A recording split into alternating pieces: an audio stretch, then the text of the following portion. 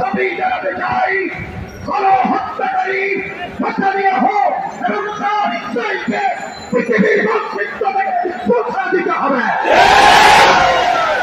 ইসরায়েলের অস্তিত্ব পৃথিবীতে থাকতে পারবে না। গণহত্যার দায়ে নেতানিয়াহুকে ফাঁসিতে ঝুলাইতে হবে।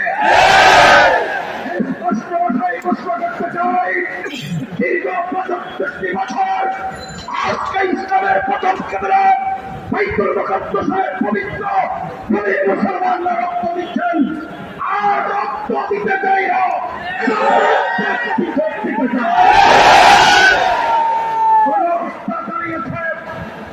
আমরা লক্ষ্য করেছি আমাদের বেকুড়া মাসুম শিশু বাচ্চাদেরকে, আমাদের কিশোরদেরকে, মা বোনদেরকে যেভাবে নির্মম নিষ্ঠুরতার হত্যাকাণ্ড চালিয়েছে, পৃথিবীতে এইরকম আইয়ামে জাহিলিয়াত হয় না।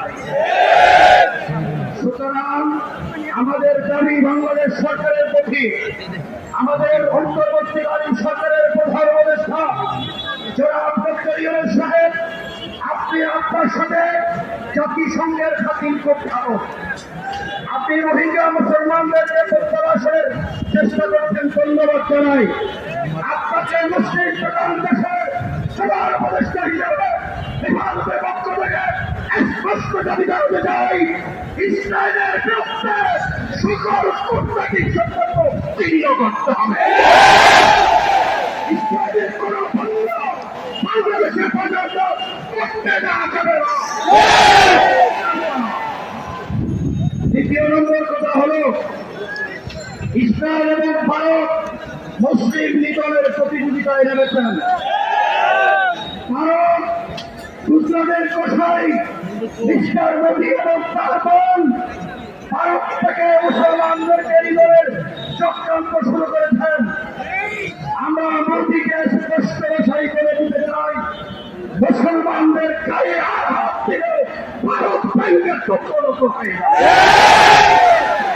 ভারতের বিরুদ্ধে যুদ্ধ করবে, গুলিকে আঁকেতে না যাবে। বাংলাদেশের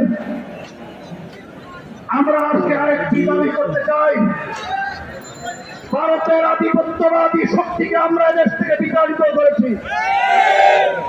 ভারতীয় দালাল ফ্যাসিস্টদেরকে দেশের ছাত্র জনতা গণবিপ্লবের মাধ্যমে প্রত্যাখ্যান করেছেন।